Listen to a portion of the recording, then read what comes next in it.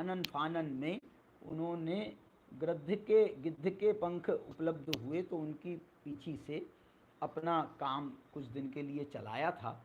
इस कारण से ये उनका नाम गृध्र पिच्छाचार्य पड़ा। देखो, इनका नाम कुंद का नाम भी गृध्र पिच्छाचार्य, और उमा स्वामी का नाम भी गृध्र पिच्छ उमा स्वामी के नाम से जाने जाते हैं। वो क्यों जाने जाते हैं मालूम? इसलिए जाने जाते हैं कि ये गृध्र पिच्छाचार्य के शिष्य उमा स्वामी हैं। इसलिए उमा स्वामी का परिचय देने के लिए ये कहा जाता था कि ये कौन उमा स्वामी है, ये कौन उमा स्वामी है। तो वो ये कहते थे कि ये गृध्र पिच्छ के शिष्य हैं, गृध्र पिच्छ के शिष्य हैं। इसलिए मूल गृध्र पिच्छ नाम तो कुंदाचार्य का है, और उनका अनुसरण करके उमा स्वामी का नाम गृध्र पिच्छाचार्य पड़ा है। एक नाम इनका वक्रग्रीवाचार्य पड़ा कहा जाता है। वो वक्रग्रीवाचार्य क्यों था? अब देखो, उनकी तपस्या इतनी गहरी थी।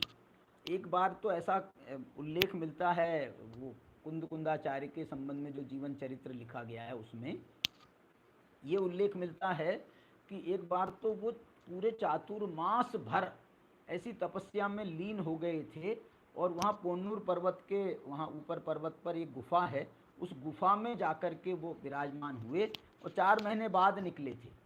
और उसमें जो है उनको ऐसी रिद्धि प्रकट हुई थी, उसी से तो ये आकाशगामिनी रिद्धि उनको प्रकट हो गई, और वो जो है वहाँ गए।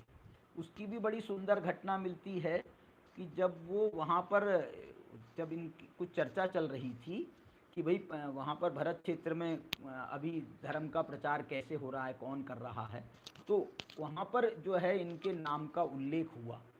तो 2 चारण रिद्धिधारी मुनिराज विदेह क्षेत्र के, वो उनका मन हुआ कि वो कुंदाचार्य को देखें और उनसे मिलें। तो वो उनसे मिलने के लिए वो यहाँ आए, और उनने कहा कि भाई मेरे को सिमंदर स्वामी से के दर्शन करने का भाव है।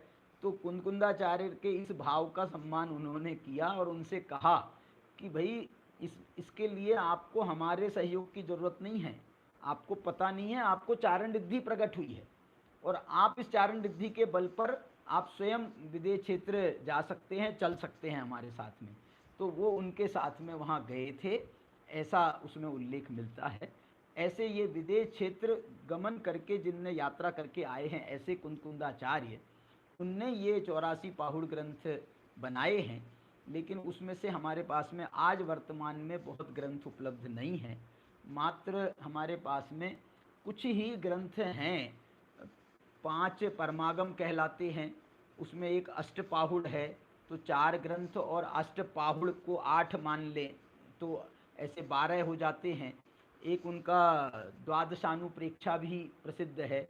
एक उनका जो है, जो हम ये भक्तियाँ पढ़ते हैं ना, तो 10 भक्ति नाम से आचार्य कुंद भगवान की 10 भक्ति प्रसिद्ध हैं। और इसके अलावा जो हैं कुछ ग्रंथ, रयण सार भी उनके नाम से माना जाता है, कोई तो मूलाचार को भी उनका मानते हैं। तो इस प्रकार से ये आचार्य कुंद के ग्रंथ हैं। ऐसे आचार्य कुंद के मैंने आपको उनकी उम्र के बारे में बताया, उनके नामों के बारे में बताया, उनके विदेह गमन के बारे में बताया, और उनकी रचनाओं के संबंध में थोड़ी चर्चा की है।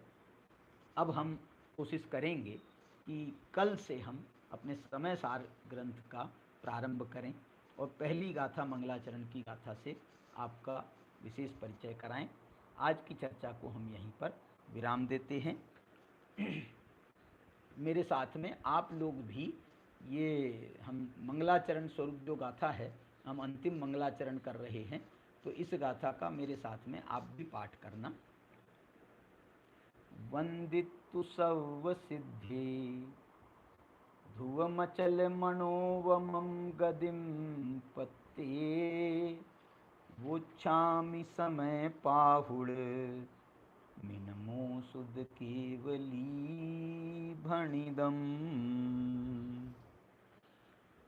चलिए आज की चर्चा को यहीं पर विराम देते हैं, आज की कक्षा को, और हम अगली कक्षा के लिए आप इंतज़ार करें।